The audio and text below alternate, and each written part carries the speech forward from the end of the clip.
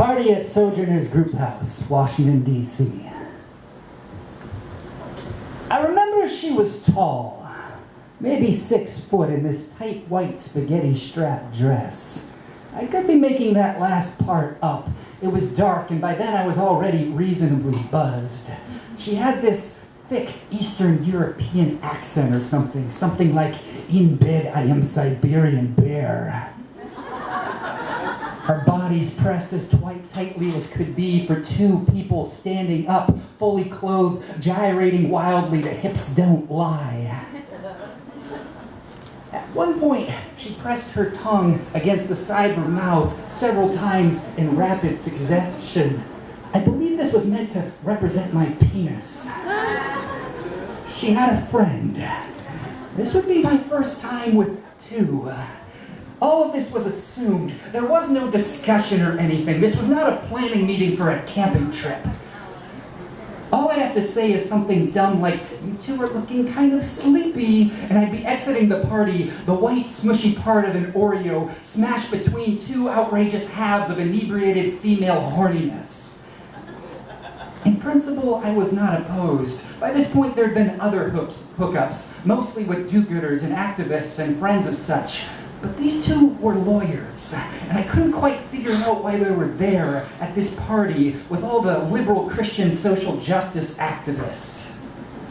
From the upper corner of the room, some salmon egg-like organism with many eyes looking down, forewarning me not to proceed. On the way home, Dave was so drunk I pretty much had to drag him by the collar of his polo shirt as he puked at the base of every tree. The air was so thick with humidity and smog, it felt like you could light a match and it would catch fire. And those 10 long blocks of row house poverty looking down on us the whole way with old, sorry eyes. Got home, made sure Dave got safely to bed, gulped down a glass of water, then dragged my own ass up to my loft where I must have slept for what must have been 7 days.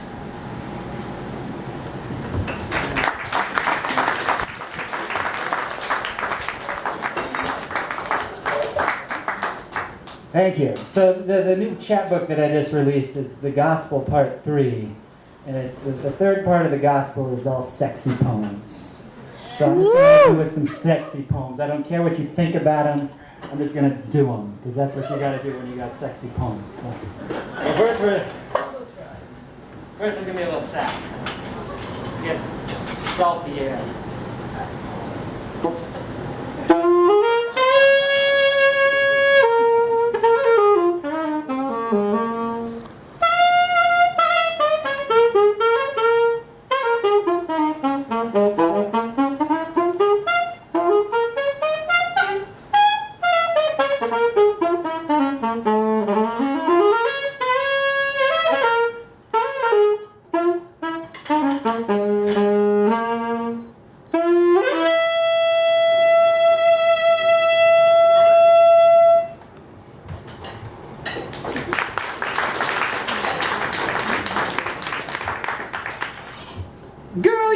Sexy, your sexiness. You're not just erotic, you are that schism that makes the word sizzle at the end. No need to drink from the water fountain of desire. You're that deep settling reservoir, that elastic flowing stream. You're the rouge Madonna dips her brush into when she paints her face. You're that urge that moves her mouth into the seductress smile. You're not just that beautiful elliptical body orbiting about me as we dance. You're that clean, sensual energy sparking underneath. And I am the small kitchen appliance that cannot bake brownies, cannot juice carrots or beets until I'm plugged into your current. I am the fridge magnet poetry wedded to your side. Without your metallic laws of attraction, I'd be unable to remind the hungry. Though they come for satiation, they linger because of love.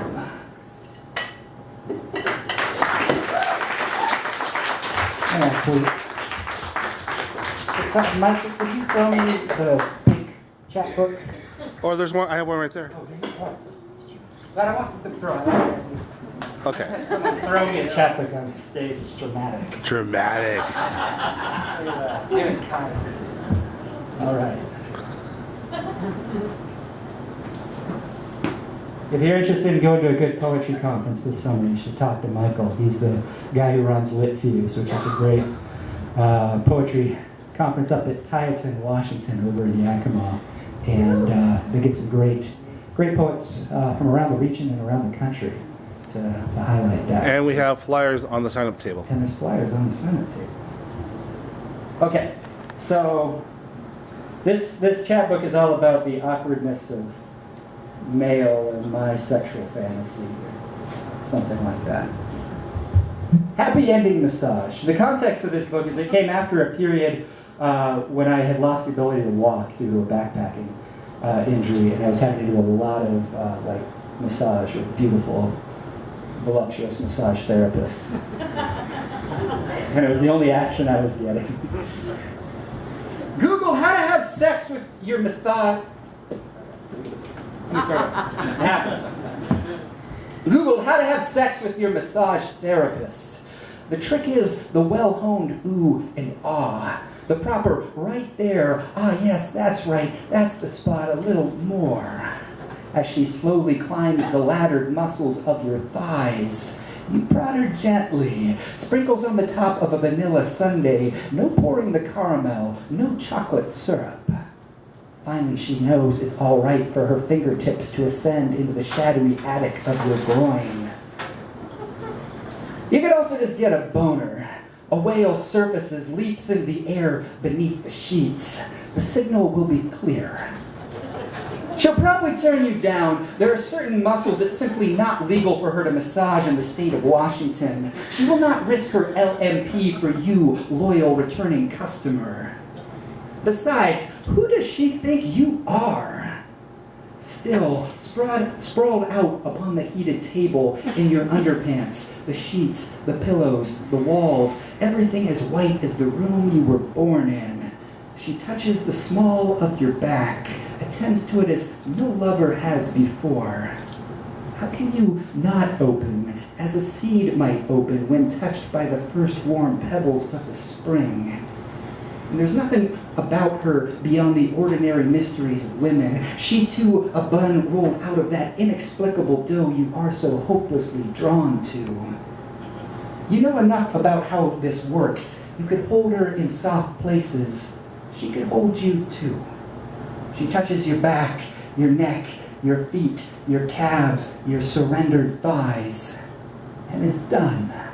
She calls you by your name. You rise. You put back on your clothes. You leave back out into this world of greater and lesser lovemaking to all women, men, flowering pots, street lamps, insects, birds, forests, mountains, stars.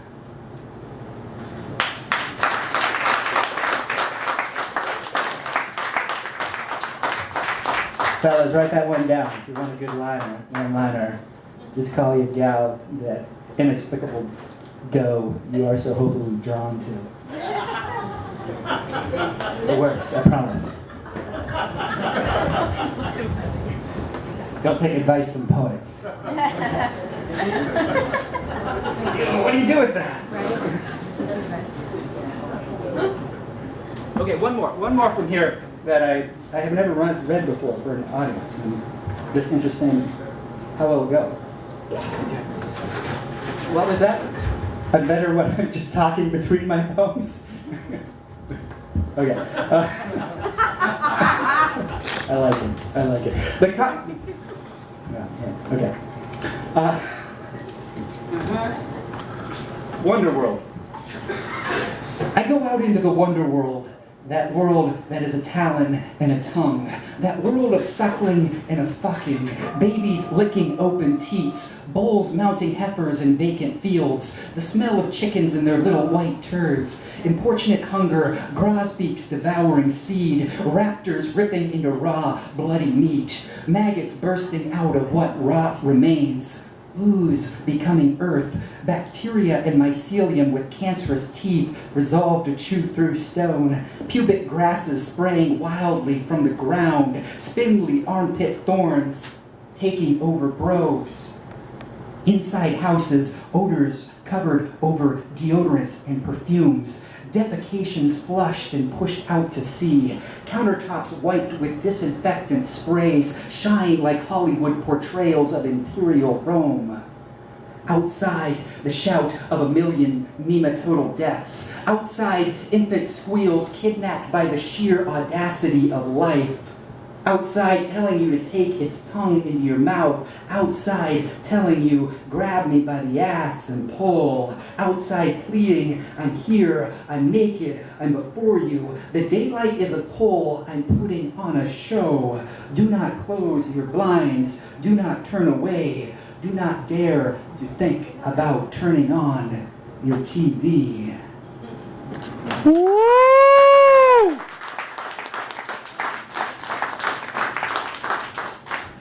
Because nature's sexy, right? I had the term introduced to me a couple years ago at an erotic poetry reading. A woman who read a poem about ecosexuality, like getting down with Mother Nature. And it's kind of inspired, right? But don't take pictures of that. People might think you're weird. Just do it on your own time, and then write poems about it. Okay, so I'm a little at a loss. I got a job a couple months ago, so I don't have like as much time to think about what poems I'm going to do for a poetry reading. And I also can feel I don't have to cater to the people in the room, so I just pull out garbage ass sex poems that I wrote from a year ago. So, boy, that was a winner. Okay. I'm going to do a poem that involves wind chimes. Okay, you ready for that? Okay.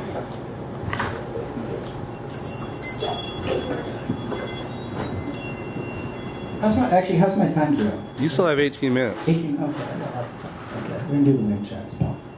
Senile Marguerite. You're in the forest.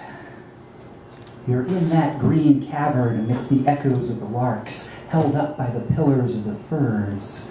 Down below, the freeway kicks up a fine grit of noise, soiling what is trying to be still. You are that muddled place where both these worlds meet. If you came here by yourself, then indeed you are alone. Elsewhere, there are plenty of better views and green lawns with picnic tables.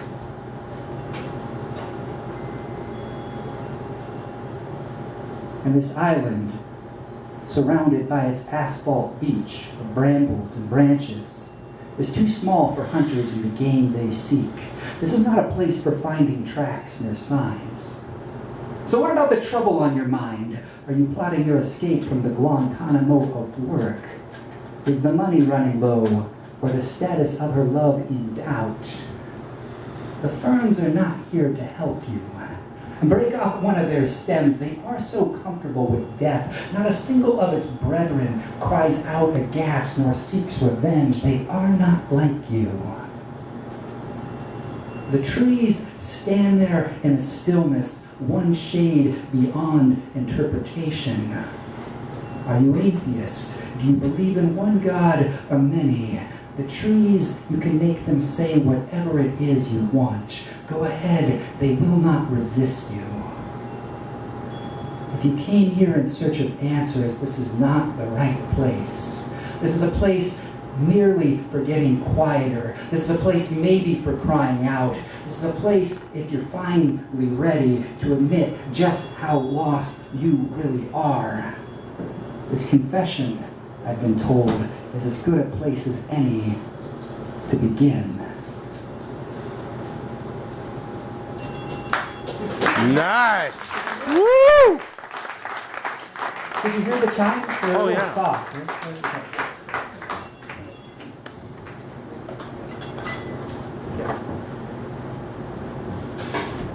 So, how to recognize an allergic reaction to a bee sting? A, Okay, so you gotta choose. There's 3 options, and you choose which ones is the right one. And your friend is right now is dying in front of your eyes, so we gotta put the pressure on it. A, symptoms include shortness of breath, hives, swelling of the tongue, and low blood pressure. B, symptoms include severe abdominal cramping, a bluing of the skin around the sting, and throbbing in the joints. C, symptoms include an intense headache followed by dizziness, disorientation, and tingling in the hands and feet. Who thinks it's A? A. Who thinks it's B? Who thinks it's C? All right, your friend just died. Everyone else, good job. You picked the right one. Okay, I'm gonna change gears, I guess. I think gears have already been changed. I already flipped out of sex poem mode, unless you want to hear more sex poems. Yeah? Okay. I would say this is drawing it deep out of the memory. This is in the first gospel, actually. It's called Making Love to My Sweetie After Getting the Shit Bit Out of Me by Mosquitoes After Hiking Hannigan Pass. Right.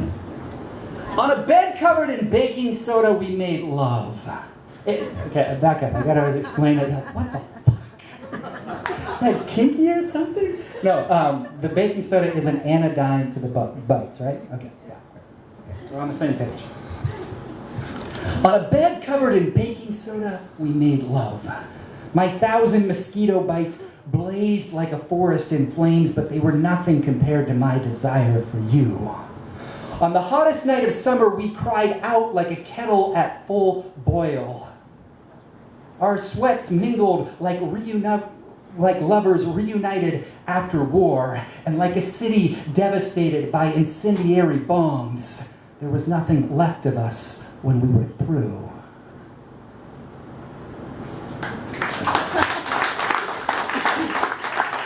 I aspire to try to write erotic poems that do not involve the word cock or clitoris. It can be done. It can be done.